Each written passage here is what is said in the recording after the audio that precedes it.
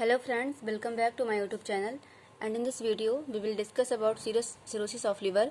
So first of all introduction discuss करने वाले हैं. Liver cirrhosis is the severe scarring of liver. Liver cirrhosis क्या होता है? एक सीवियर स्कारिंग होती है लिवर की एंड पुअर लिवर फंक्शन, और जो लिवर का फंक्शन होता है वो पुअर होता है. At last stage of chronic liver disease scarring is most often caused by prolonged exposure is toxins. ठीक है, मतलब जो लास्ट स्टेज ऑफ होती है कि क्रोनिक लिवर डिसीज़ की, तो उनमें स्कारिंग क्यों होती है? जब प्रोलॉन्ग्ड एक्सपोजर हो जाता है किसी टॉक्सिन्स का. टॉक्सिन्स क्या हो सकते हैं? अल्कोहल हो सकता है, वायरल इन्फेक्शन हो सकता है. ठीक है, स्कारिंग क्या लीड करती हैं? लिवर फंक्शन जो होता है अल्टर्ड हो जाता है. ठीक है, तो स्कार फॉर्मेशन की वजह से जो लिवर का जो फंक्शन होता है वो अल्टर्ड हो जाता है. यानी कि हमने क्या पढ़ा इंट्रोडक्शन में, लिवर सिरोसिस एक सीवियर स्कारिंग होती है लिवर की, जिसमें लिवर का जो फंक्शन होता है वो पुअर हो जाता है, और लास्ट स्टेज जो होती है क्रोनिक लिवर डिसीज़ की, उसमें जो स्कारिंग फॉर्मेशन होता है वो प्रोलॉन्ग्ड एक्सपोजर ऑफ टॉक्सिन्स की वजह से होता है. और इन टॉक्सिन क्या हो सकते हैं? अल्कोहल हो सकता है, कोई वायरल इन्फेक्शन हो सकता है. ठीक है, एंड जो स्कारिंग होती है वो क्या लीड करती है? Altered liver function. ठीक है, नेक्स्ट हम डिस्कस करेंगे definition. Cirrhosis is complication of liver disease. यानी कि सिरोसिस क्या होता है? किसी भी प्रकार की जो लिवर डिसीजेस होती हैं उनका जो कॉम्प्लिकेशन होता है वो सिरोसिस होता है. ठीक है, which involve loss of liver cells and irreversible scarring of liver cells. जिसकी वजह से क्या होने लगता है? लिवर सेल्स की क्या लॉस होने लगता है, और जो स्कारिंग होती है जो लिवर सेल होती है उनमें इरिवर्सिबल स्कारिंग होने लगती है. It is a chronic disease characterised by replacement of degenerative change in normal liver cells. ये क्या होता है? एक प्रकार की क्रोनिक डिसीज़ होती है जिसमें क्या होने लगता है, जो नॉर्मल लिवर सेल्स होती हैं उनका रिप्लेसमेंट होने लगता है, उनका डिजनरेशन होने लगता है, यानी कि डेथ होने स्टार्ट हो जाती है. ठीक है, tissue with diffuse fibrosis and nodule that disturb the structure and function of liver. और जो टिश्यूज़ होते हैं लिवर के, वो उन्हें फाइब्रोसिस और नोड्यूल फॉर्म होने लगते हैं, जो कि स्ट्रक्चर और फंक्शन दोनों को ही अल्टर या डिस्टर्ब कर देते हैं. ठीक है, also scar formation occurs due to destroyed hepatocytes. यानी कि जो सेल्स होती हैं लिवर की, जिन्हें हम हिपेटोसाइट सेल कहते हैं, उनका डिस्ट्रक्शन भी होने लगता है, जिसकी वजह से वहाँ पे स्कार फॉर्मेशन होने लगता है. तो हमें डेफिनेशन में क्या पढ़ा कि सिरोसिस क्या है? ये लिवर डिसीज़ का कॉम्प्लिकेशन होता है जिसमें लिवर सेल जो होते हैं उनका लॉस होने लगता है और इरिवर्सिबल स्कारिंग फॉर्मेशन होने लगती है लिवर सेल में. ठीक है, और क्या होने लगता है? रिप्लेसमेंट और डिजनरेटिव चेंज आने लगता है लिवर सेल, जो नॉर्मल लिवर सेल होती हैं उनमें. और जो टिश्यू होते हैं उनमें फाइब्रोसिस फॉर्म होता है, नोड्यूल्स फॉर्म होने लगती हैं, जिसकी वजह से लिवर का स्ट्रक्चर एंड फंक्शन दोनों ही डिस्टर्ब हो जाता है. और जो स्कार फॉर्मेशन होता है वो क्यों होता है? क्योंकि जो हेपेटोसाइट सेल होती हैं वो डिस्ट्रॉय होने लगती हैं. ठीक है, नेक्स्ट हम डिस्कस करने वाले हैं कॉजेज. ठीक है, आई होप आपको डेफिनेशन और इंट्रोडक्शन समझ में आया हो. तो फर्स्ट होता है अल्कोहलिज्म. यानी कि अगर कोई इंडिविजुअल है जो लंबे समय से अल्कोहल इंटेक कर रहा है तो उसे लिवर सिरोसिस होने के चांसेस रहते हैं. नेक्स्ट है hepatitis A B C D. ये हेपेटाइटिस के टाइप होते हैं. अगर इनमें से कोई भी हेपेटाइटिस पेशेंट को है तो उस कंडीशन में लिवर सिरोसिस हो सकता है पेशेंट को. हेपेटोटॉक्सिक ड्रग, यानी कि ऐसी ड्रग्स जो लिवर को अफेक्ट करती हैं, ठीक है, उनके स्ट्रक्चर को या उनके फंक्शन को अफेक्ट करती हैं, ऐसी ड्रग के प्रोलॉन्ग्ड एक्सपोजर की वजह से भी सिरोसिस ऑफ लिवर होने के चांसेस रहते हैं. नेक्स्ट है CHF, यानी कि congestive heart failure. Congestive heart failure की कंडीशन में भी सिरोसिस ऑफ लिवर देखने को मिलता है.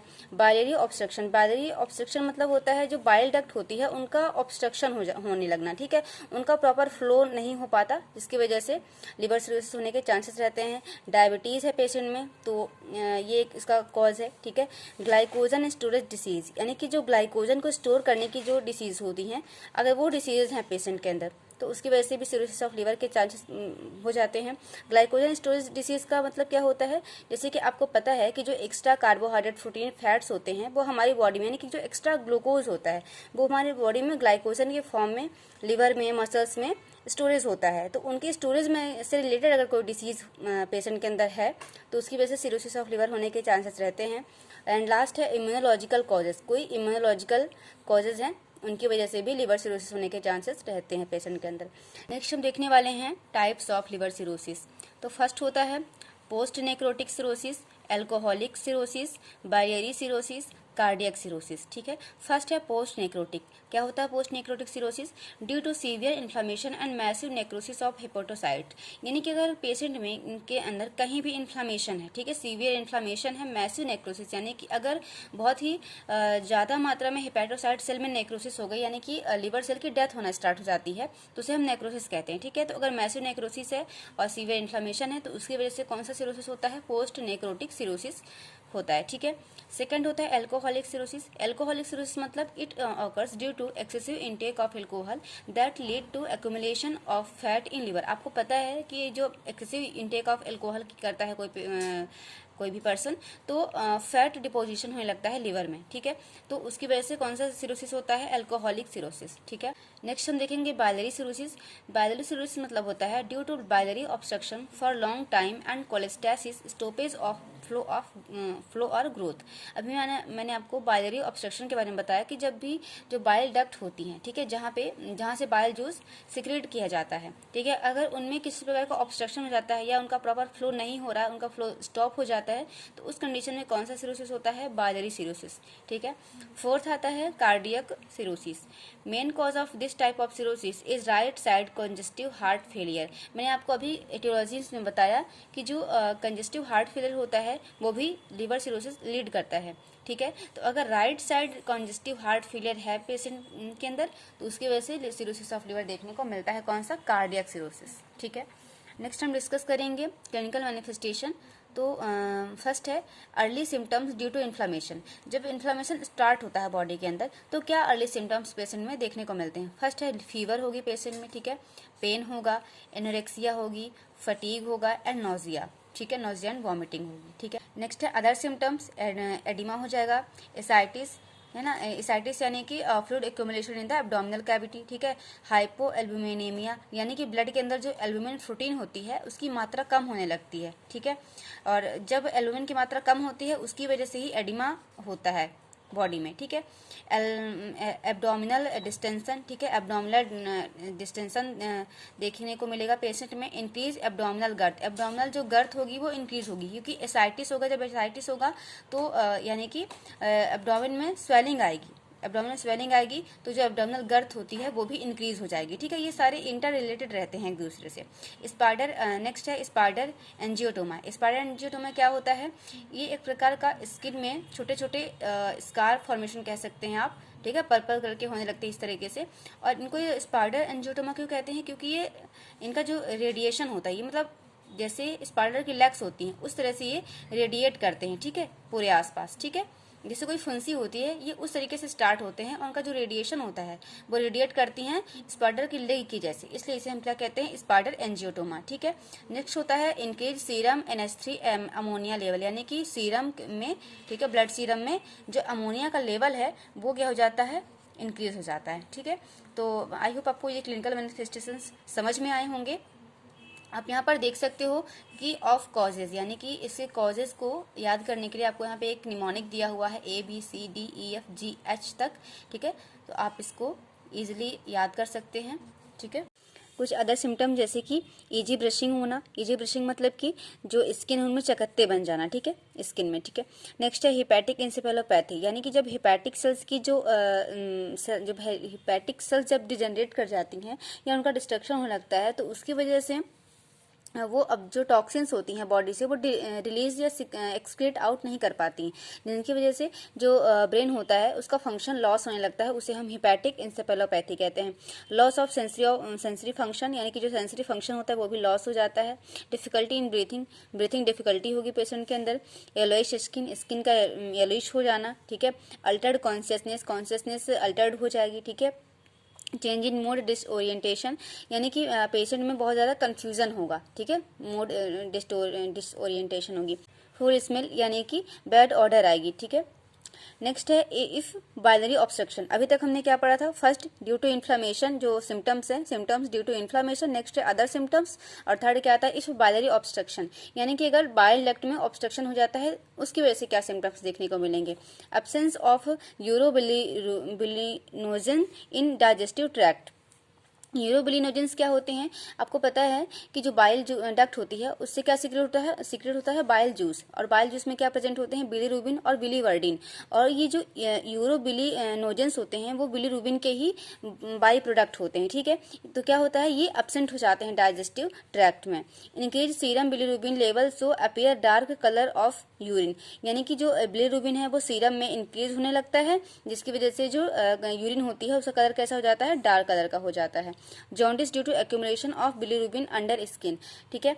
अब यहाँ पर क्या होता है, जो बिलीरुबिन होता है उसका लेवल जब इंक्रीज होता है तो वो स्किन में भी जाके एक्यूमुलेट होना स्टार्ट हो जाता है, जिसकी वजह से पेशेंट में जॉन्डिस भी हो जाता है, ठीक है।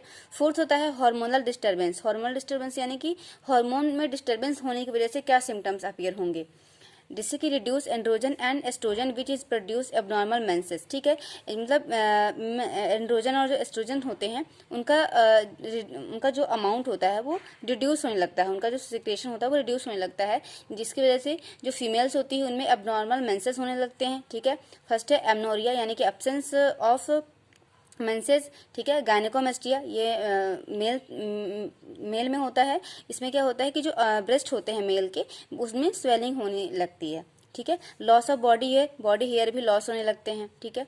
फिफ्थ होती है ब्लीडिंग डिसऑर्डर, ठीक है। रिड्यूस अब्जॉर्प्शन ऑफ विटामिन के and reduce synthesis of prothrombin, ठीक है। ब्लीडिंग डिसऑर्डर क्या, इसमें क्या होगा, जो विटामिन के है उसका एब्जॉर्प्शन रिड्यूस हो जाता है, जिसकी वजह से जो प्रोथॉम्बिन होती है उनका सिंथेसिस भी रिड्यूस हो जाता है, और इन दोनों की वजह से जो ब्लीडिंग डिसऑर्डर होते हैं वो क्रिएट होते हैं, यानी कि जो ब्लड क्लॉटिंग होती है वो प्रॉपर नहीं हो पाती और ब्लीडिंग डिसऑर्डर होने लगते हैं, ठीक है। डिस्कस करेंगे इसके pathophysiology. Due to any cause like alcohol abuse, malnutrition, infection, drug और बाइलरी ऑब्स्ट्रक्शन, इन सारे कॉजेज की वजह से जो हेपेटोसाइट सेल्स होती हैं उनका डिस्ट्रक्शन होने लगता है। इन डिस्ट्रक्शन की वजह से फाइब्रोसिस स्कार फॉर्मेशन यानी कि फाइब्रोसिस फॉर्म होने लगता है और स्कार फॉर्मेशन होने लगता है। स्कार फॉर्मेशन की वजह से ऑब्स्ट्रक्शन ऑफ ब्लड फ्लो में भी ऑब्स्ट्रक्शन होने लगता है, ब्लड का फ्लो प्रॉपर नहीं हो पाता, और जब ब्लड का फ्लो प्रॉपर नहीं होगा तो जो प्रेशर होता है वो इंक्रीज होने लगता है। वीनस प्रेशर एंड जो साइनोसॉइडल चैनल्स होते हैं उनका जो प्रेशर होता है वो इंक्रीज हो जाता है। अब जो प्रेशर होता है वो इंक्रीज होने की वजह से जो फैट का इन्फिल्ट्रेशन स्टार्ट हो जाता है और स्कारिंग कंटिन्यू रहती है, ठीक है। और स्कार फॉर्मेशन की वजह से पोर्टल हाइपरटेंशन होगा, यानी कि जो प्रेशर है वो इंक्रीज होता ही रहेगा, ठीक है। और स्कारिंग जो होगी वो भी कंटिन्यू रहेगी और एक टाइम पे वो इनरिवर्सिबल हो जाती है, ठीक है। अब हम नेक्स्ट डिस्कस करेंगे डायग्नोस्टिक इवैल्यूएशन। आई होप आपको पैथोफिजियोलॉजी समझ में आई हो। डायग्नोस्टिक इवैल्यूएशन में फर्स्ट हम क्या करेंगे, सीरम एग्जामिनेशन करेंगे, जिसमें हमें SGOT and SGPT level increase देखने को मिलेगा। लो प्रोटीन लेवल, मैंने आपको भी बताया है कि जो एल्बुमिन प्रोटीन होती है वो ब्लड में डिक्रीज हो जाती है, जिसकी वजह से एडिमा होने लगता है, तो ब्लड के अंदर लो प्रोटीन लेवल देखने को मिलेगा। बिलिरुबिन लेवल इंक्रीज मिलेगा, यानी कि पेशेंट में जॉन्डिस रहेगी तो बिलिरुबिन लेवल भी इंक्रीज रहेगा, ठीक है। लिवर फंक्शन टेस्ट करेंगे, ठीक है। और एस्पिरेट एमनियो ट्रांसफरेज करेंगी, एक टेस्ट होता है, इसे हम करेंगे। इसके लिए मैं फर्दर एक सेपरेट वीडियो बनाऊंगी। ALT टेस्ट करेंगे, एलानिन ट्रांसफरेज जिसे हम कहते हैं, ये सारे ब्लड के ही अंदर आते हैं, ठीक है। LDH यानी कि लैक्टेट डिहाइड्रोजिनेज USG करेंगे फॉर हिपैटोमेगैली। इसके लिए हिपैटोमेगैली देखते हैं, मतलब कि जो लिवर होता है उसमें क्योंकि फैट डिपोजिशन होने लगता है बहुत ज़्यादा, तो उसका जो साइज होता है वो इंक्रीज होने लगता है, उसे हम कहते हैं हिपैटोमेगैली, ठीक है। तो ESG करेंगे जिसमें हमें हिपैटोमेगैली देखने को मिलेगा। WBC जो है वो इंक्रीज मिलेंगे, ठीक है, जो कि डिटरमाइन करेंगे कि पेशेंट में इन्फेक्शन है। RBC जो होते हैं वो भी डिक्रीज हो जाते हैं, यानी कि पेशेंट एनीमिक रहता है, ठीक है। HB लेवल डिक्रीज हो जाएगा, ठीक है। उसके बाद लिवर बायोप्सी करेंगे जिसमें हम FNAC करते हैं, इसके थ्रू हम देखते हैं कि जो स्कार फॉर्मेशन वगैरह हो रहा है या जो लिवर का साइज बढ़ रहा है तो वो मैलिग्नेंसी है या नहीं, इसके थ्रू हम ये डिटरमाइन करते हैं, ठीक है, जिसे हम बोलते हैं फाइन नीडल एस्पिरेशन साइटोलॉजी, ठीक है। इस वीडियो में इतना ही। नेक्स्ट वीडियो में हम इसके कॉम्प्लिकेशन एंड मैनेजमेंट को